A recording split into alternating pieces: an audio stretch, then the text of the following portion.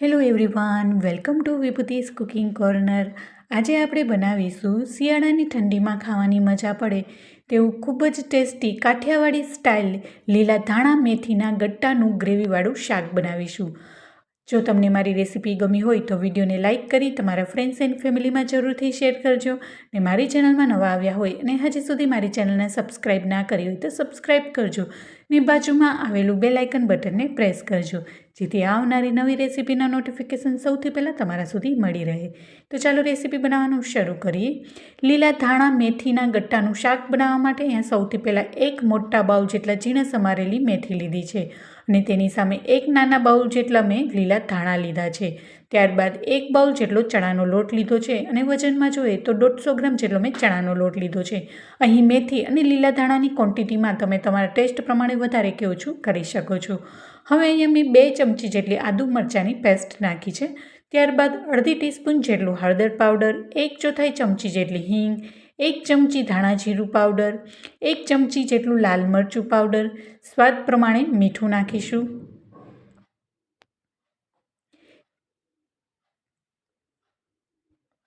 ત્યારબાદ તેમાં અડધી ટીસ્પૂન જેટલો ગરમ મસાલો નાખીશું અને મણ માટે અહીંયા મેં 2 થી 3 ટેબલસ્પૂન જેટલું મેં તેલ નાખ્યું છે અને 2 ચપટી જેટલું એટલે કે 1/4 ચપટી જેટલું કુકિંગ સોડા એડ કર્યું છે. તેનાથી આપણે જે આ ગટ્ટા છે એકદમ સોફ્ટ બનીને તૈયાર થશે.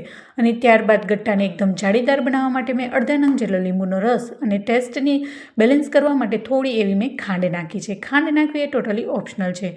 હવે બધા જ ડ્રાય ઇન્ગ્રીડિયન્ટ્સને ખૂબ જ સારી રીતને હાથ વડે મિક્સ કરી લઈશું અને અહીંયા જોઈએ એ પ્રમાણે જ આપણે પાણી એડ કરીશું. અહીંયા બહુ પાણીની પણ જરૂર નહીં પડે. અહીંયા મેથીના મોઇશ્ચરથી જ આપણે જે લોટ છે એ સારી રીતના બાઇન્ડિંગ આવી જશે, એટલે ખૂબ જ ઓછા પાણીમાં આ લોટ બંધાઈ જશે. હવે હાથ વડે થોડું થોડું આવી રીતના પાણી છાંટતું જવાનું અને ગટ્ટા માટેનો લોટ એવો આપણે ટાઈટ એવો લોટ બાંધી લઈશું. અહીંયા મને થોડા એવા ચણાની લોટની જરૂર પડી એટલે 2 થી 3 ટેબલસ્પૂન જેટલો મેં ફરીથી ચણાનો લોટ એડ કર્યો છે. હવે બધી જ ડ્રાય ઇન્ગ્રીડિયન્ટ્સ મિક્સ થઈ ગયા બાદ એમાં થોડું થોડું હાથ વડે પાણી લેતા જઈશું અને ખૂબ જ સારી રીતના આ લોટને બાંધી લઈશું. અહીંયા વળીને સોફ્ટ બનાવવા માટે મુઠ્ઠી વાળીને એકદમ ટાઈટથી લોટ નથી બાંધવાનો, તો જે તમારા ગટ્ટા છે એકદમ કડક બનશે. એકદમ હળવા હાથે અને આ લોટને બાંધવાનો છે. હવે તમે જોઈ શકો છો મસ્ત એવો આપણે લોટ છે એ ગટ્ટા માટેનો બંધાઈ ગયો છે. હવે આપણે ગોળ રાઉન્ડ શેપમાં આપણે એને બનાવી લઈશું. અહીં તમે કોઈ પણ શેપમાં બનાવી શકો છો. લંબગોળ શેપમાં પણ આ ગટ્ટાને બનાવી શકો છો, પણ હું આવી રીતના નાની નાની ગોળીની સાઇઝમાં બનાવીશ. અહીંયા એકદમ નાની સાઇઝની ગોળીમાં મેં બનાવી છે, કારણ કે જ્યારે આપણે એને બાફશું ત્યારે એ ફૂલીને મોટી સાઇઝમાં બની જશે. અહીંયા તમે નાની કે મોટી તમને જે પ્રમાણે ગમે એ પ્રમાણે નાની મોટી સાઇઝના આ ગટ્ટા તમે બનાવીને તૈયાર કરી શકો છો. તો હું એકદમ નાની સાઇઝના આ ગટ્ટાને બધાને આવી રીતના હું બનાવી લઈશ.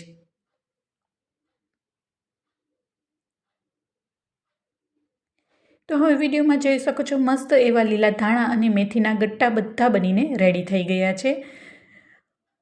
હવે આપણે એને વરાળમાં બાફવાના છે. તો તેના માટે એક મોટી કઢાઈમાં થોડું પાણી નાખી અને એક કાંઠો રાખ્યો છે અને અહીંયા મેં ચારણી લીધી છે અને તેમાં પહેલેથી જ મેં ઓઇલ ગ્રીસ કરી લીધું છે, જેથી આપણા ગટ્ટા છે એ તેમાં ચોંટી ન જાય. હવે 1 બાય 1 બધા જ બનાવેલા આ ગટ્ટાને આપણે તેમાં એડ કરી દઈશું.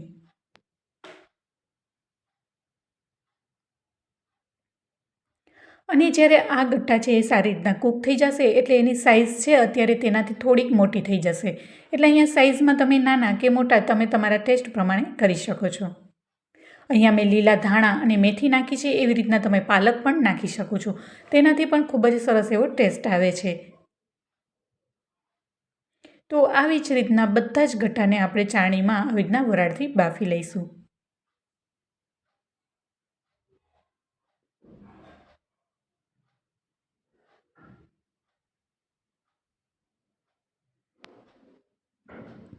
તો અહીંયા બધા જ ગટ્ટા છે એ ચાળણીમાં સમાઈ ગયા છે. હવે એને ઢાંકણ ઢાંકી અને 10 મિનિટ માટે આપણે એને થવા દઈશું.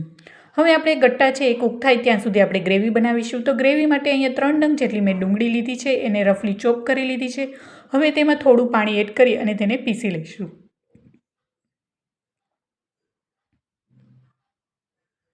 હવે ડુંગળીને મેં સારી રીતના પીસી લીધું છે, તો તમે જોઈ શકો છો. હવે એને એક બાઉલમાં કાઢી લઈશું.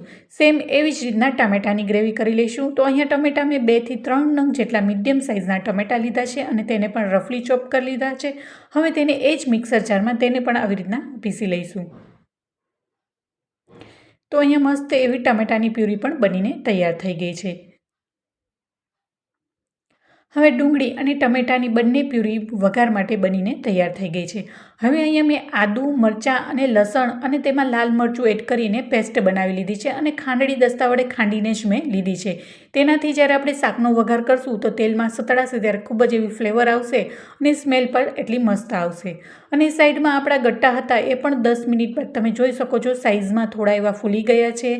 અને સારી રીતના આપણે ટૂથ સ્ટિકની મદદથી ચેક કરી લઈએ તો ટૂથ સ્ટિક છે એકદમ ક્લીન નીકળે છે, મીન્સ કે આપણા ગટ્ટા છે એ સારી રીતના બફાઈ ગયા છે. હવે એને કાઢી લઈશું. હવે આપણે એ જ કઢાઈમાં આપણે ગટ્ટા માટેનો વઘાર કરીશું. તો અહીંયા એક નાના બાઉલ અને જોઈએ તો 10 થી 12 ટેબલસ્પૂન જેટલું મેં તેલ લીધું છે. અહીંયા આ સબ્જીમાં તેલ છે એ થોડુંક આગળ પડતું લેવાનું છે જેથી સ્વાદિષ્ટ બને અને ખૂબ જ સરસ બનીને તૈયાર થઈ જાય. હવે તેલને સારી રીતના ગરમ થઈ ગયા બાદ અહીંયા મેં અડધા ટીસ્પૂન જેટલી મેં રાઈ એડ કરી છે અને રાઈ છે એ ખૂબ જ સારી રીતના ફૂટી જાય ત્યારબાદ જ આપણે એમાં જીરું એડ કરીશું.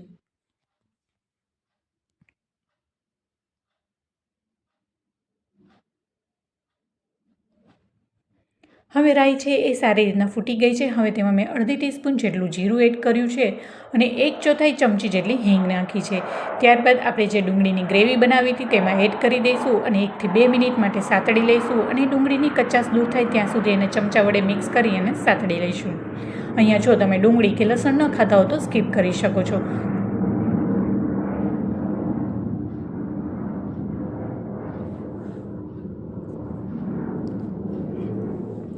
હવે ડુંગળી છે એ સારી રીતના સતળાઈ ગઈ છે અને એનું કચાશ પણ દૂર થઈ ગયું છે. અને જે આપણે આદું, મરચાં, લસણ અને લાલ મરચું પાવડર નાખીને પેસ્ટ બનાવી છે તેમાં એડ કરી દઈશું અને ચમચાથી મિક્સ કરી લઈશું. તેનાથી સ્મેલ પણ સરસ આવશે અને કલર પણ મસ્ત બનીને તૈયાર થશે. અને શાકનો કલર છે એકદમ મસ્ત લાલ ચટાકેદાર થશે અને ટેસ્ટી પણ એટલું બનશે. તો ચોક્કસથી આવી રીતના આદું, મરચાં, લસણ અને લાલ મરચું પાવડરની પેસ્ટ જરૂરથી નાખજો. તેનાથી સબ્જી ખૂબ જ ટેસ્ટી બનશે. હવે ત્યારબાદ તેમાં જે આપણે ટામેટાની પ્યુરી હતી તેમાં એડ કરી દઈશું અને ચમચાની મદદથી ખૂબ જ સારી રીતના મિક્સ કરી લઈશું. ત્યારબાદ તેમાં ગ્રેવી માટેના મસાલા એડ કરીશું. તો ગ્રેવીમાં સૌથી પહેલાં મેં 1/4 ચમચી જેટલું મેં હળદર પાવડર નાખ્યું છે અને 2 ચમચી જેટલું ધાણા જીરું પાવડર. ત્યારબાદ તેમાં 1 થી 1.5 ચમચી જેટલું મેં કાશ્મીરી લાલ મરચું પાવડર નાખ્યું છે. અહીંયા જો તમે વધારે તીખું ખાવાનું પસંદ કરતા હોય તો તીખું લાલ મરચું પાવડર આવે છે તે તેમાં એડ કરી શકો છો. હવે મસાલા એડ કર્યા બાદ ચમચાની મદદથી ખૂબ જ સારી રીતના તેમાં મિક્સ કરી લઈશું. હવે મિક્સ થઈ ગયા બાદ અહીંયા ગ્રેવીના માપનું આપણે મીઠું નાખીશું. તો સ્વાદ પ્રમાણે મીઠું નાખી દઈશું અને ચમચાની મદદથી ફરીથી સારી રીતના મિક્સ કરી લઈએ. તો ગ્રેવી છે એ સરસ રીતના મિક્સ થઈ ગઈ છે અને ઉપરથી બધું સાઈડનું તેલ પણ છૂટું થવા લાગ્યું છે. હવે તેમાં 2 ગ્લાસ જેટલું પાણી નાખીશું. 1 ગ્લાસ મેં સિમ્પલ ગોરાનું જ પાણી નાખ્યું છે અને 1 ગ્લાસ જેટલું જે આપણે ગટ્ટા બનાવ્યા હતા તેમાં સાઈડમાં લોટ જે ચોટેલો હોય એનું પાણી 1 ગ્લાસ જેટલું નાખી અને ગ્લાસમાં મેં લઈ લીધું છે. તેનાથી આપણે ગ્રેવી છે એ વધારે થીક બનીને તૈયાર થઈ જશે. એટલે ટોટલ મેં 2 ગ્લાસ જેટલું પાણી એડ કર્યું છે. હવે એને ઢાંકણ ઢાંકી અને ખૂબ જ સારી રીતના 5 થી 7 મિનિટ માટે ઉકળવા દીધું હતું. તો તમે જોઈ શકો છો ગ્રેવી છે એકદમ મસ્ત સારી રીતના ઉકળી ગઈ છે. અને જ્યારે આપણે એમાં ગટ્ટા નાખીશું તો ગટ્ટા છે એ ગ્રેવીને એબ્ઝોર્વ કરી લેશે એટલે ગ્રેવીની ક્વોન્ટિટી થોડીક ઓછી થઈ જશે. હવે આપણે 1 બાય 1 બધા જ આપણા ગટ્ટા છે તેમાં એડ કરી દઈશું. અહીંયા જો તમારે વધારે ગ્રેવી જોતું હોય તો વધારે થોડુંક પાણી એડ કરી દેવાનું, કારણ કે ગટ્ટા છે એ સબ્જી આપણી ઠંડી થઈ જશે એટલે બધું જ ગ્રેવીને એબ્ઝોર્વ કરી લેશે અને ગ્રેવીની ક્વોન્ટિટી થોડીક ઓછી થઈ જશે. હવે બધા જ ગટ્ટા છે એ મેં મિક્સ કરી લીધા છે અને જે સરસ રીતના તમે જોઈ શકો છો મસ્ત એવી સબ્જી આપણી દેખાઈ રહી છે. તો આ શિયાળામાં ચોક્કસથી આ ગટ્ટાનું શાક તમે બનાવજો, ઘરમાં બધાને ભાવશે અને એટલું ટેસ્ટી બનીને તૈયાર થશે. હવે મેં 1/4 ચમચી જેટલો મેં ગરમ મસાલો નાખ્યો છે. અહીંયા જ્યારે આપણે ગટ્ટા બનાવ્યા ત્યારે તેમાં પણ નાખ્યો હતો એટલે અત્યારે માત્ર મેં થોડોક જ મસાલો નાખ્યો છે. હવે 1 થી 2 ચમચી જેટલા ફ્રેશ લીલા ધાણા નાખી અને સારી રીતના ઢાંકણ ઢાંકી અને ફરીથી 2 થી 3 મિનિટ માટે ઉકળવા દઈશું. 2 થી 3 મિનિટ બાદ તમે જોઈ શકો છો મસ્ત એવી આપણું સબ્જી બનીને તૈયાર થઈ ગઈ છે અને શાકની ગ્રેવી પણ થોડીક એવી ઘટ્ટ થઈ ગઈ છે અને ગટ્ટા પણ આપણા એકદમ મસ્ત પોચા રૂ જેવા બનીને તૈયાર થઈ ગયા છે.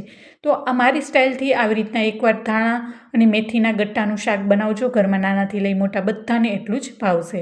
હવે ગેસની ફ્લેમ બંધ કરી અને 2 થી 3 મિનિટ માટે ઢાંકણ ઢાંકીને જ આપણે એને રહેવા દઈશું, જેથી ગ્રેવી છે વધારે થીક થઈ જાય અને શાક છે એ સારી રીતના સેટ થઈ જશે. તો 2 થી 3 મિનિટ બાદ તમે જોઈ શકો છો આપણી સબ્જી છે એકદમ મસ્ત થીક થઈ ગઈ છે અને કલર પણ મસ્ત એવો બનીને તૈયાર થઈ ગયો છે. તો જોતાં જ ખાવાનું મન થઈ જાય એવું મસ્ત લીલા ધાણા મેથીના ગટ્ટાનું સબ્જી બનીને તૈયાર છે. હવે તેને એક બાઉલમાં સર્વ કરીશું. તો આ સબ્જીને તમે રોટલી, પરાઠા, પૂરી, ઇવન તમે ભાખરી કે રોટલા સાથે પણ એટલું જ સ્વાદિષ્ટ લાગે છે. તો ચોક્કસથી મારી રેસીપીને ઘરે બનાવજો અને મારી સાથે શેર પણ કરજો. હવે આપણે આ શાક છે એ સારી રીતના બની ગયું છે અને સર્વ કરી લીધું છે. હવે એને લીલા ધાણાથી ગાર્નિશિંગ કરીશું. અને તમને આ સબ્જી છે તો તમે રાઈસ સાથે પણ એટલી જ ટેસ્ટી લાગશે. તો રાઈસ સાથે પણ તમે આ સબ્જીને ખાઈ શકો છો.